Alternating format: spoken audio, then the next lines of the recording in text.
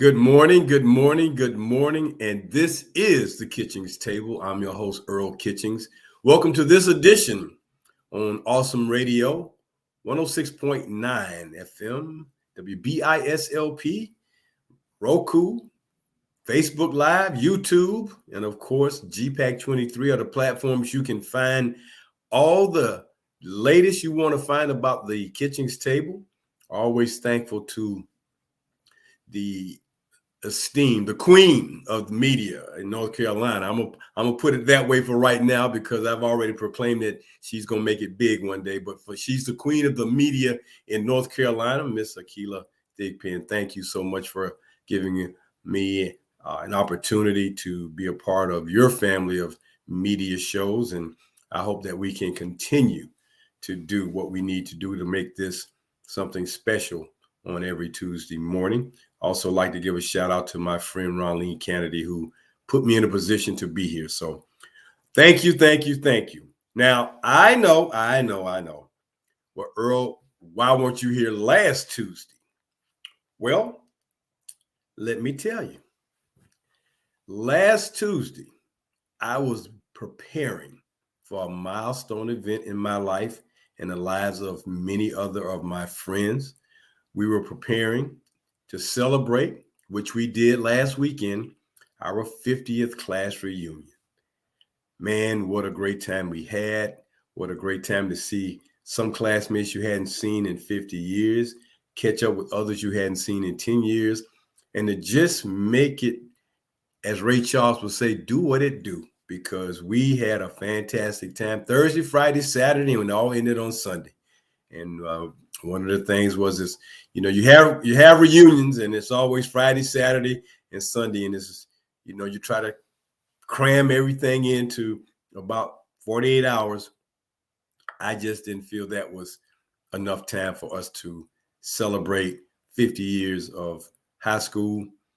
For some of us, it was longer than that because we had even started in elementary school together. So it was a grand time. And once again, the Range class of 1972 here in Jacksonville, Florida, thank you so much for making our 50th class reunion special. So today, our topic is something that we all use for special occasions, for seasonal things. We use them. We can go to the store and find them. It's just one of those communication things that we use, and it's called the greeting card.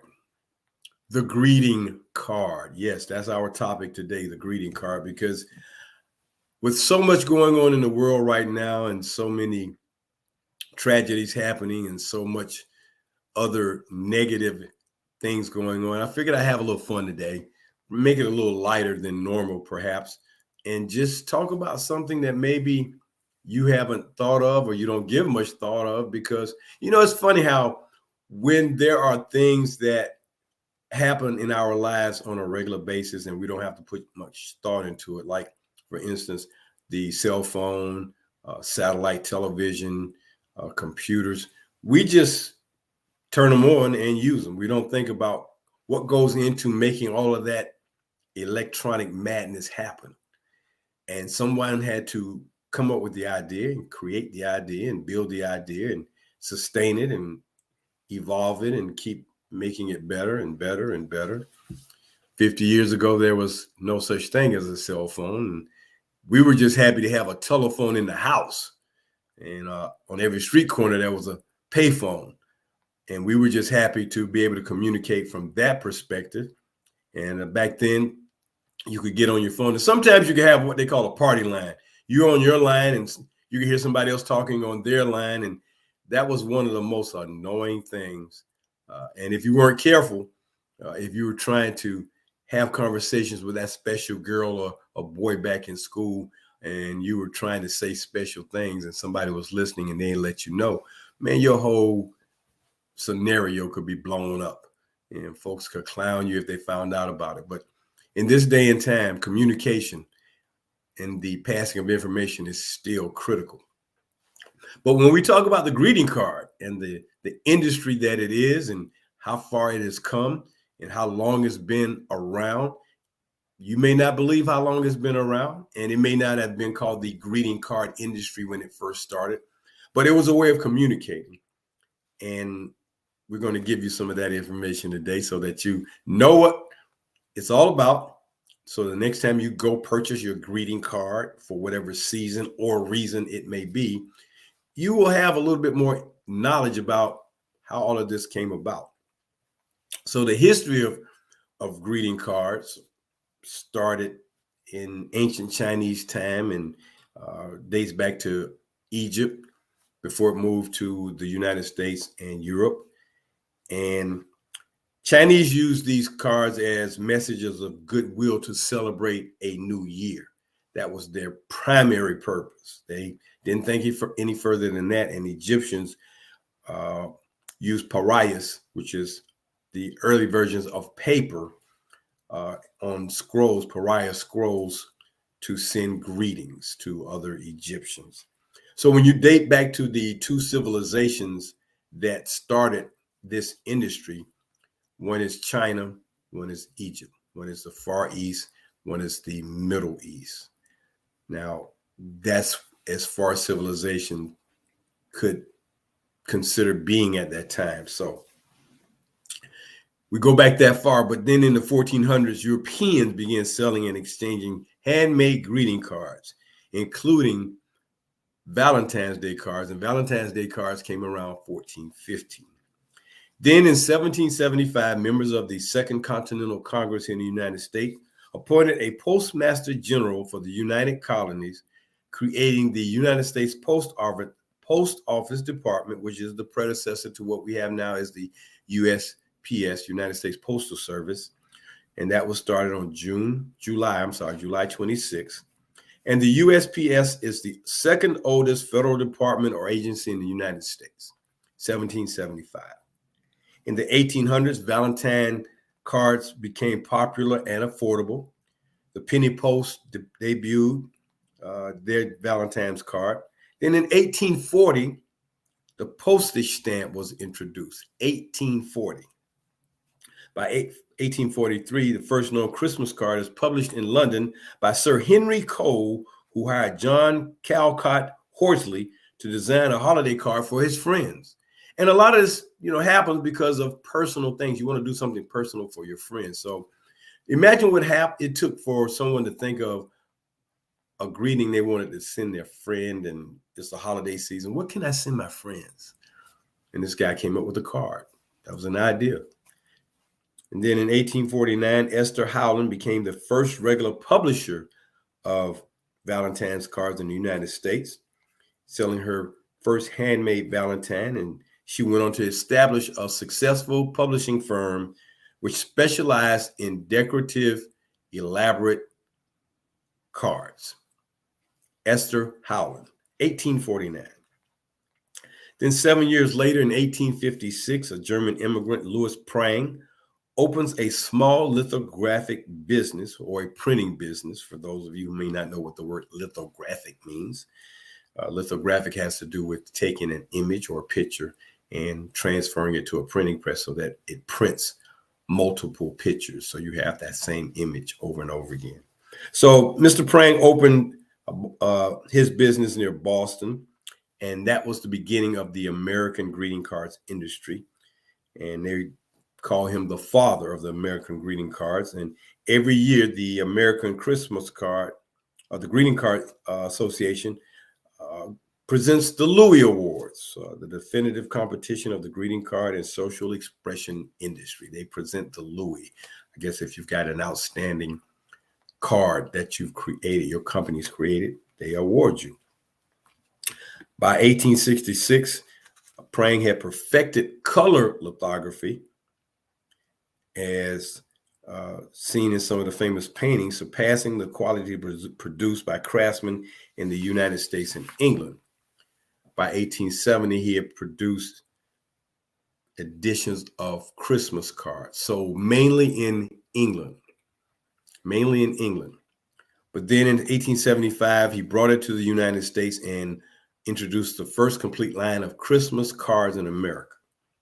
By 1941, a small group of publishers under the leadership of George Burkhart of the Burkhart-Warner Company established the greeting card industry, the predecessor of today's Greeting Card Association.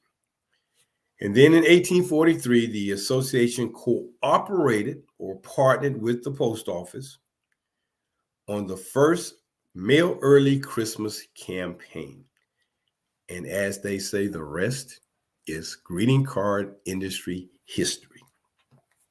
So think about the greeting cards industry, that when you go in specific stores like drugstores or grocery stores, or go to card shops, and you see all these cards that you are picking or looking at to pick from to send to someone because of the message and because you want to acknowledge them, congratulate them, support them, provide sympathy for them, whatever the reason or season.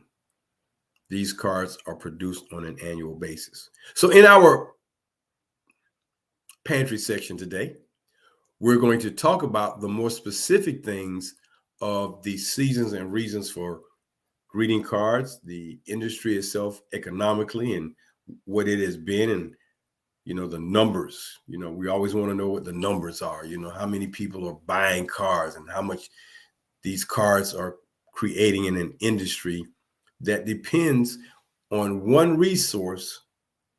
And we must, again, think about Mother Nature when we talk about that resource, because without this particular resource, we have to find another way of sending printed communications. And it has been created.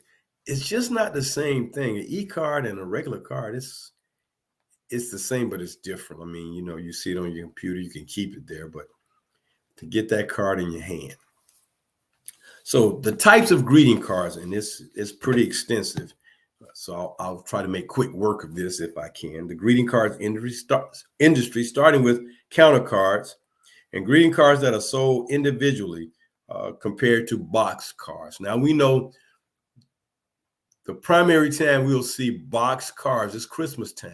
You buy a box of 25, 50, 100, so you can send out cards to everyone you know. Some people buy cards, some people take pictures and create cards of the family to send out, but counter cards. And then they have what they call a standard greeting card. It's printed on high quality paper, cardstock preferably, and is rectangular or folded with a picture or decorative motif on the front. Inside is a printed message for the occasion, or it might just be some blank space. And you've seen blank cards and a matching envelope. I'm sure once upon a time, all the envelopes were white. Now they come in a variety of colors to match some of the color of the card. And then they also have glitter on them, ribbon on them, gold leaf stamps on them, you name it. Then there's the handmade card, and this is probably where everything started. And it includes a feature that it's made by hand. So you can make your own card. Only thing about it, you can't replicate that card exactly like a printing press, but you can do your best. It covers a wide range of products. You're allowed to put on appliques and ribbons and pop-ups and whatever you think you want to do to make that card special. And you know who make the best handmade cards? Your kids. If they can color, or they can draw, or they know how to take glitter and glue and sprinkle them up, or however they can make them. But to me, those are the most sentimental, because we truly know that when kids make greeting cards, Mother's Day cards, Christmas cards, Halloween cards, whatever the card may be, Valentine's cards, it's all done with love. I mean, the utmost love. So that's the handmade. Then we have the photo card, which features a photograph chosen by the sender. So there's the photo insert, which is designed to display a sender's own photo, which is what we see a lot of times with our Christmas cards of families. And then, we find some type of clipping or clip art or photograph that we like, that we want that card to be made out of. And the popular types are holiday greetings, Christmas, Hanukkah, baby showers, dot, dot, dot, dot, dot. Then a personalized card is a card which is personalized with the sender's own pictures or personal audible message. Now, you probably don't get that much, the personal audible message. But now websites are jumping into the business of helping to provide personalized cards. So, you got cards on the internet you can go use to send to people electronically. Reusable cards, greeting cards for the budget conscious. And there are two formats for these reusable cards. Slits in them position the whole pages, and then the note style type cards, which pages stick together on the back of the cards. So you don't see a lot of people maybe using those. Then there's the sound-based or musical cards where, you open them up and it plays a tune. Those are probably one of the most creative ones because they require you to find a way to fit that microchip probably to play that music through a speaker so that you can hear it. So that's a good way of creating a card. Then there's the electronic cards, or otherwise known as e-cards. These have become popular and people are sending these out to you on a regular basis. Then the next one is called quilling cards, and this contains a quill design on the front of the card. And what they say quilling is an art form where strips of paper are rolled to make intricate designs. Handcrafted, again, those handcrafted cards, man, they are the most special. Now, I guess the most intricate design cards I've seen are the ones that when you open them, something pops up, some type of image, some type of outline of something. I think those are just so very nice. You open that card and something pops out towards you or pops up depending on how you open it. If you open it left to right, it pops forward. If you open it from bottom to top, it pops up. And I think those are very, very creative ways of making cards. And this art form started in Japan. Kurigami is an art form. And this card style has spread throughout the US, UK, India, throughout the world. And there's a company called Love Pop Cards, founded by Wambi Rose and John Wise. And they use it as a fundraiser. That's what they started using it as.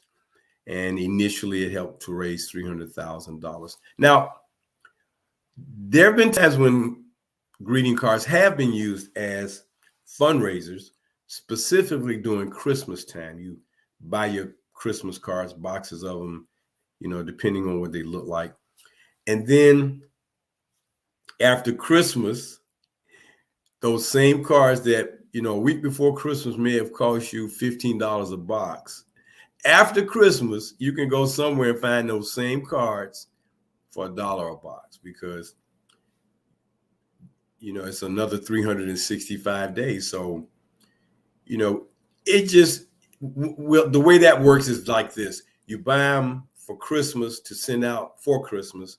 And then after Christmas, you buy them for the next Christmas. So you always have some. So you may not always spend a certain amount of money for a box of cards because you bought them when they went on sale. Like gift wrapping paper. When you go to the store after Christmas, man, you can buy rolls and rolls of gift wrapping paper for $1 or less. So you have something next year because that one resource that has been used, trees. And I hope that as time goes forward, more recyclable paper can be used, but it still starts with a tree. Has to be done. Then the next type card is called printable. And they call these digital greeting cards. And they can be found online through digital platforms, shopping platforms, Etsy, and others. And they have allowed designers to make cards readily available to customers all over the world. So you have to think about this. Greeting cards are done in the language of the country that they're in. So they're not just here in the United States, they're around the world. And I'm sure that in specific countries, in certain countries, the greeting cards have some very creative ways of getting that message out to people. And it would be great to just kind of go to a greeting cards convention maybe and just see all the types and styles of creative cards there are, see the antique or collectible cards that people have created over time and over years, just to see what people creativity, what their mind can come up with. You know, when you put your mind to something to be creative, you want it to be so special that it can't really be replicated or duplicated. You want it to be something uniquely yours. And that's the beauty of personalized cards. It becomes uniquely yours. So when you think about cards, we're talking about greeting cards because there are also thank you cards and things of that nature. But when we talk about the greeting cards, most cards are an 8.5 by 11 sheet of paper or cardstock folded in half with a message, image, or whatever on the front, on the inside. So over time, these things have evolved. Cards are now in color, so they use color paper, color ink, different color inks, different color designs. I mean, it's very elaborate and it's very beautiful. And how many of you look forward to getting your birthday card? And like some people, I know sometimes, not all the time, sometimes when I get a birthday card, before I even read it, I open it up to see what drops out. Do you do that? You open it up to see what drops out. That intent is to see if any money drops out. That's what you're really looking for. But the card itself, the words itself, the messaging have tremendous impact. And writing messages is a talent and skill. Putting words together that make coherent, motivating, inspiring, energetic, sympathetic messages. That's a skill. Not everybody can do that, and not everybody can string words together to make that message come across to a point where it has impact and meaning. When I'm doing a personalized card, or when I'm looking for a card to say something uniquely special, you have to take your time to look for a card when you go to the store like that. But if you're going to create your own or make up your own, I know you can take images out of magazines, cut them, fold that card stock, and then paste them to make a card and then write something. If you really want to create a real nice card, do that. Take some pictures out of magazines and create an image on the front or on the inside or both. Find some words, even if you found someone else's poem to put with what you're creating, but just create a card and give it to whomever. I know one Mother's Day, in lieu of a card, I wrote my mother a poem. I used my picture as the watermark behind my words, and I printed that out on the photographic paper that you can put in your printer, and then I framed it and wrapped it up and gave it to her. That's probably more special than the one I could purchase out of the store. Now, since I'm talking about my class reunion some 50 years ago, let me tell you what I did for Mother's Day 50 years ago. And to this day, it hangs up in my mother's living room on the wall because I guess it just meant so much to her. But because it was so big, it was probably almost 3 feet high.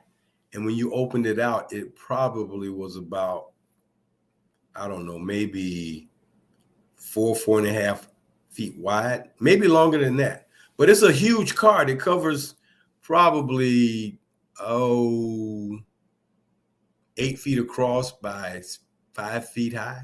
That's, So when I gave that to her for Mother's Day in 1972, she went and had it framed and she put it on the wall. And every day, there it is to this day. Some 50 years ago, that's, you go to a Spencer gift store and find those unique, creative things, different things. And that's where I think I found that card. And that's what I gave her, along with, I don't remember. I want to say I gave her a waffle iron. You when you're at a young age, you don't think about the maybe, real personal things for your mother. You think of something that, it makes sense to you at that time. I mean, a waffle. I mean, she likes to cook. But the card, I think, meant the most. So then after you get past the printable cards, you get to the get well cards, so that someone can get better, feel better. And then the last one is the concept of a khaki fabric card that appeared in 1899 during the Boer War. And then in New Zealand, it was not uncommon to receive a khaki greeting card. So it was made out of fabric, and people put images or wrote on it or painted on it or whatever and gave it to people as a greeting card. So as you can see, there have been numerous and many, many ways that people have created, made up, whatever you call it, printed greeting cards. And that industry has gone on since long time ago. But in 1400s, it started becoming a formal industry. But we have to thank the Egyptian and Chinese civilizations for making those things possible so that they are the industry which they are today. Hey, you're looking and listening to the Kitchings Table here on Awesome Radio, WBISLP 106.9 FM, YouTube Live, Facebook Live, Roku, and GPAC 23 are the platforms where you can find us. And every Tuesday morning at 10 o'clock right here, I welcome you to join me for another edition of the Kitchings Table, where you may find that you just might get some information to increase your knowledge capacity.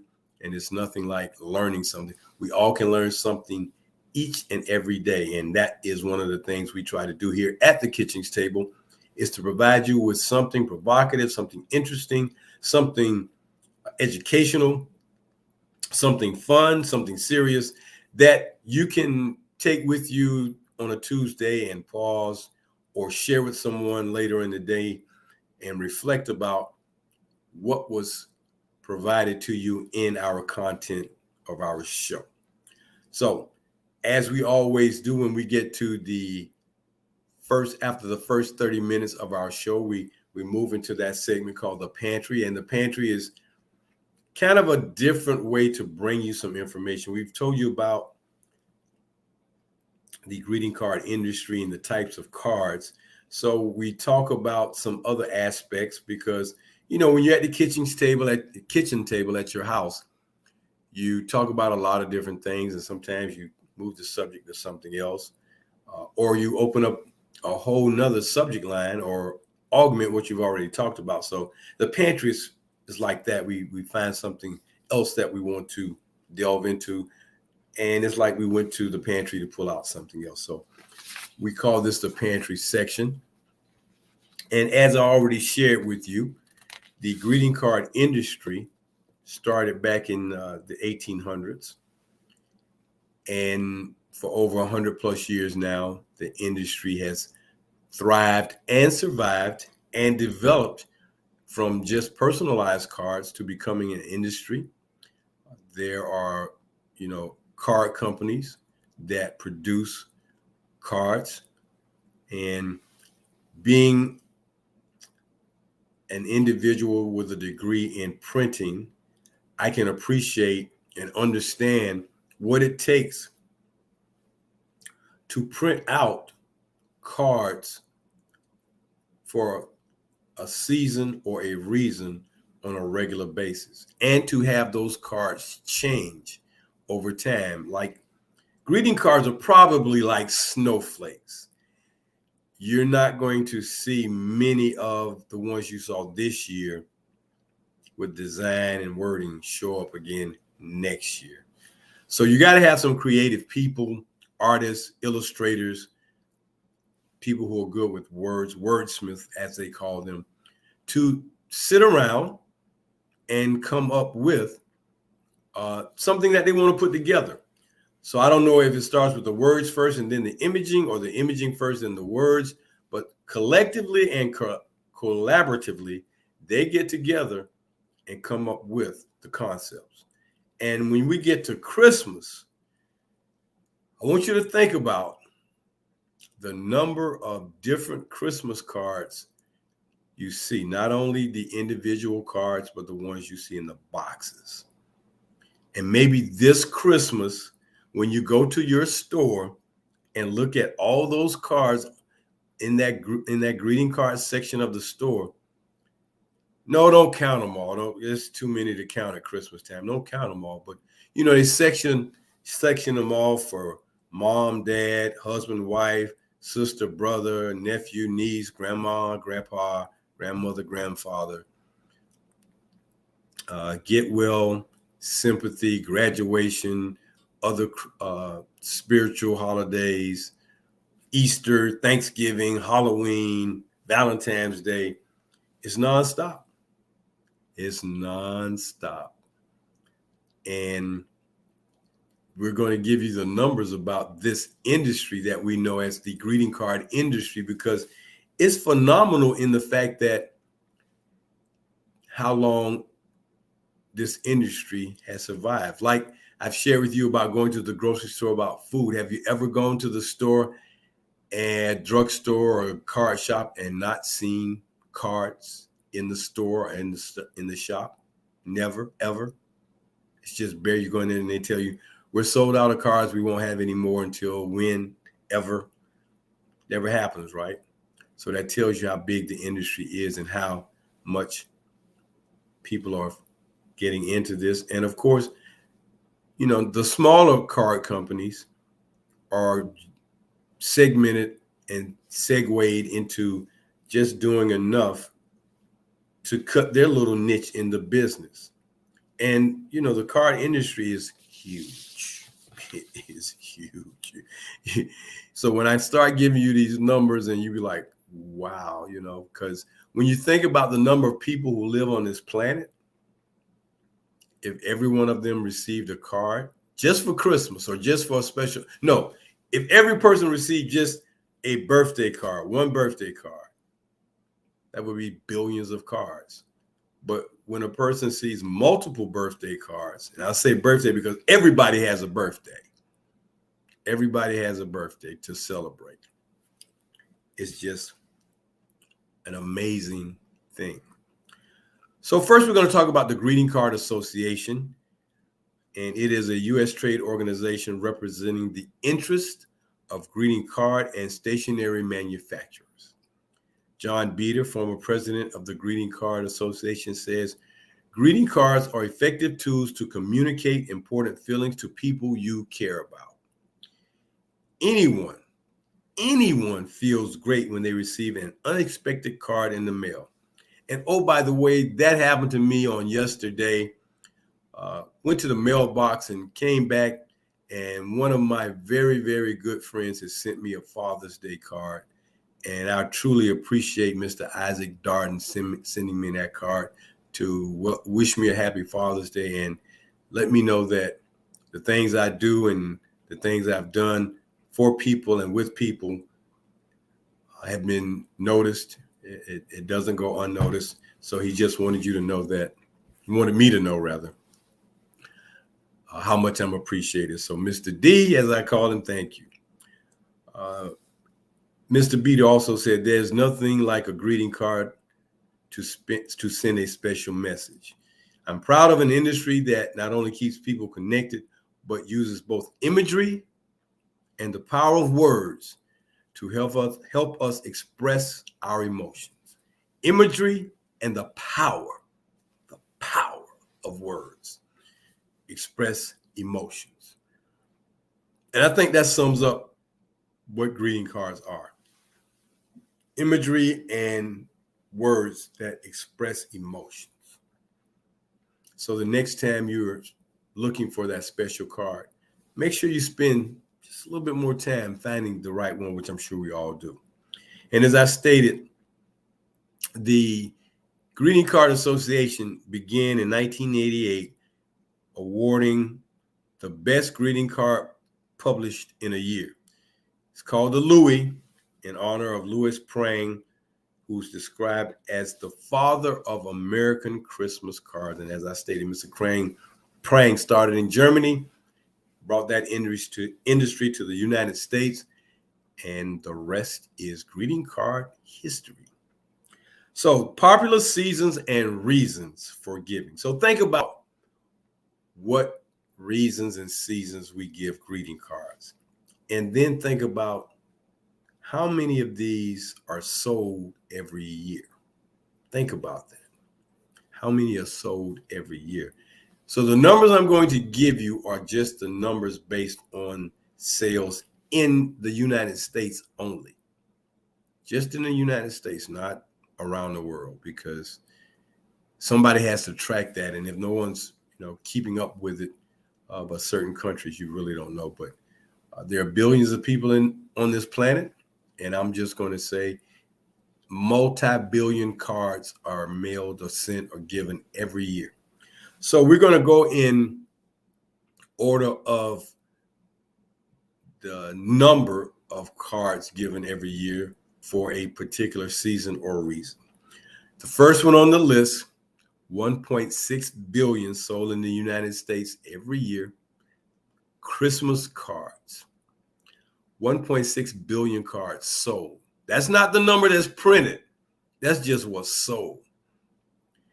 So you think about what's printed, and maybe you could say 10 times that. Let's just use that as a factor. Next is Mother's Day with 133 million. But before Mother's Day, there's Valentine's. So Valentine's, that is 145 million cards sold every year. Mother's Day, 133. Father's Day, 90 million cards. 90 million. Followed by graduation. 67 million graduation cards are sold every year. It's a lot of graduates. High school, college. It's a lot. Followed by Easter at 57 million.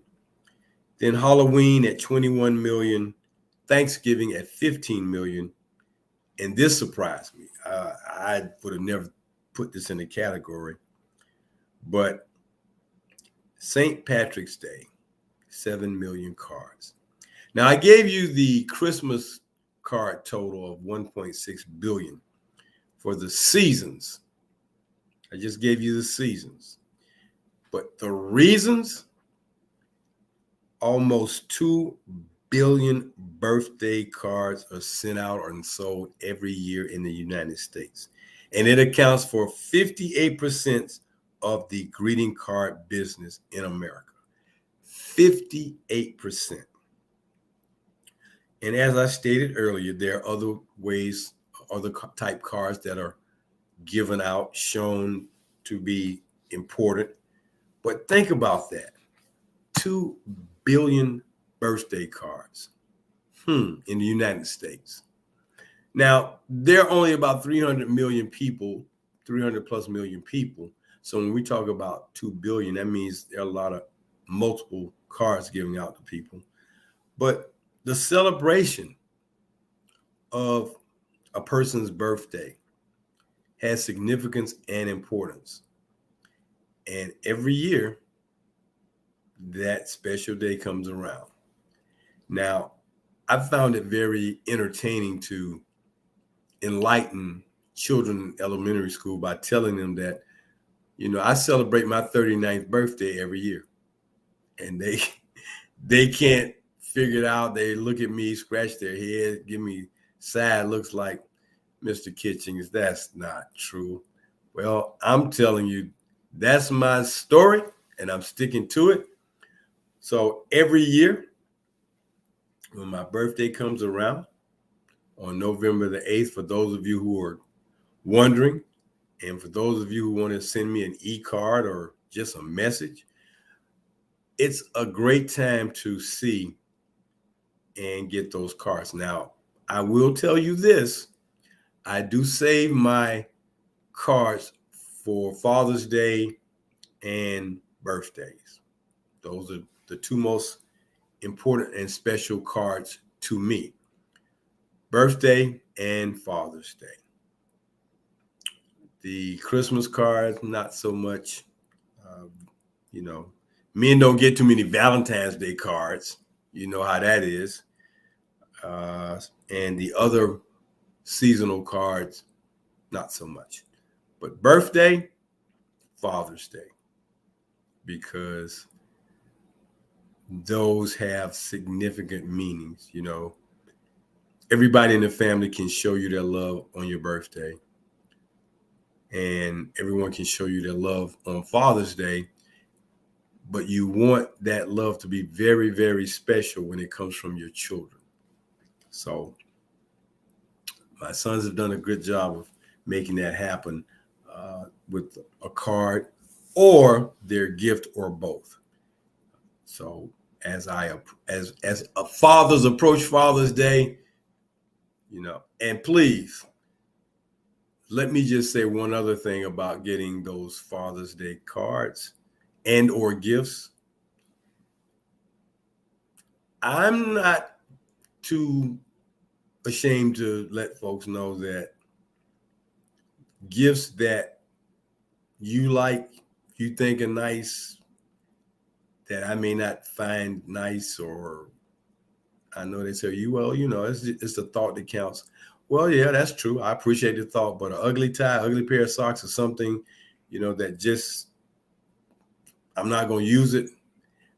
It'd be better if you just make it a gift card. That would serve better than stuff that is not going to get used.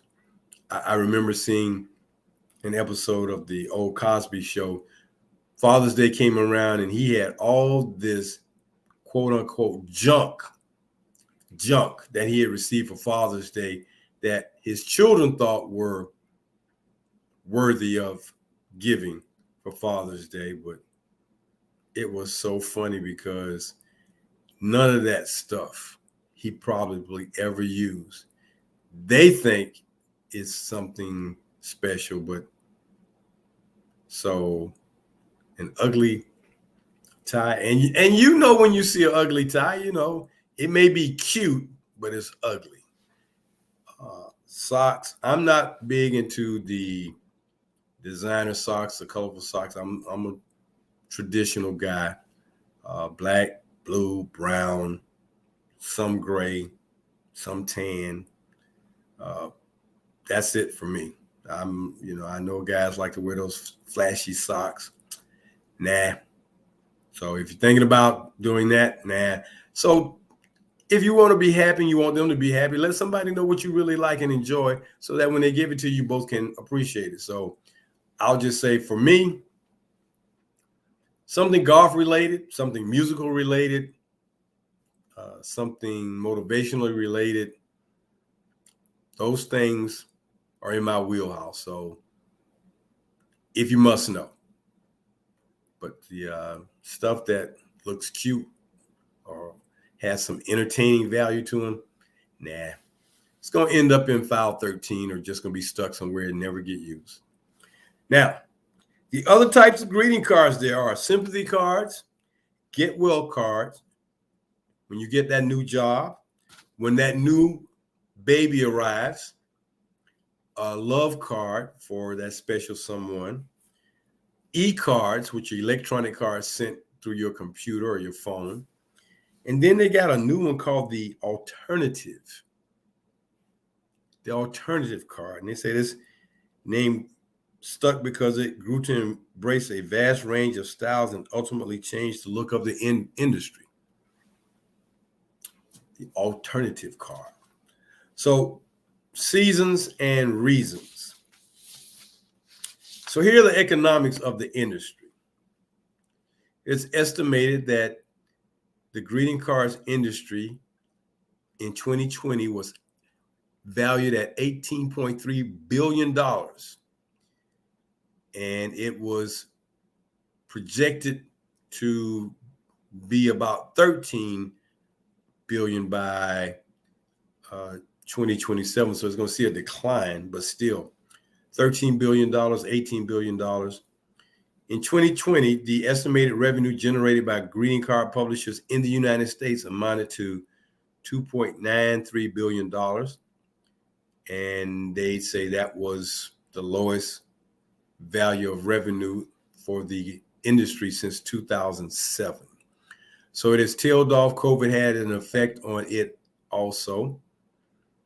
So it's dropped off. But think about the fact that it's $1 billion a year industry, $1 billion. Then I found out and looked up, who are some of the companies that make up this multi-billion-dollar industry. Multi-billion-dollar industry. So here are the top 15 globally recognized greeting card companies for your facts. Carlton Cards Limited, John Sands Card Limited, which is out of Australia, UK Greeting Cards, which is out of England, Archie's Limited, Avante Press Incorporated, Budget Greeting Cards Limited, Card Factory, Crane and Company, Gallison Publishing, Hallmark Cards, IG Design Group, Love Pop Inc., Party City, Simon Elvin, and UNICEF. Those are some of the top greeting card companies in the world. They indicate that there are about 294 companies in the world that make that make greeting cards. Almost 300 companies. But of course, the top ones are the ones I listed and named for you. But understand that, again, a multi-billion-dollar industry. So if I produce 100,000 cards every year that average about $7, that's about $7 million of revenue that we produce every year. Now, when you break it down to your cost and what that may cost you, if your net profit is $1 million, that's not a bad annual income after you paid all your bills, your salaries. That's not too bad of a profit margin. And as you increase that, depending on what your cards say or who they're designed for, what the designs look like, that gets better over time. So the industry has a good future, but remember, you got to remember, the one factor that could cause that greeting card industry to crash is the lack of paper. And if we keep having trees destroyed by fire, if we keep abusing Mother Nature with man destroying the landscape for trees, if we don't work harder for recycling of paper, the industry is going to slowly slow down and see its numbers go backwards. So keep that in mind. Without the paper, the physical greeting card industry, will suffer. And Christmas cards, Mother's Day cards, Valentine's cards, the ones that are high up on the rankings, numbers trickle down. Everybody goes backwards. So keep that in mind. I want to thank you for joining me today here on the Kitchings Table. It's been a gas and a blast because we talked about something that was somewhat fun, the greeting card industry. And we hope that you learned something today here on Awesome Radio, 106.9 FM, WBISLP, YouTube, Facebook, Roku, GPAC are the platforms you can find us on. And I welcome you to join me every Tuesday morning at 10 o'clock for the Kitchings Table for the next session where we will give you something to think about. Until next Tuesday morning, I'm going to wish that you have a great week. Stay positive, stay safe. Remember, COVID is still out there. And give someone a positive word today. Do that little small thing, a positive word. Until then, I'm going to say bye-bye. Thanks again.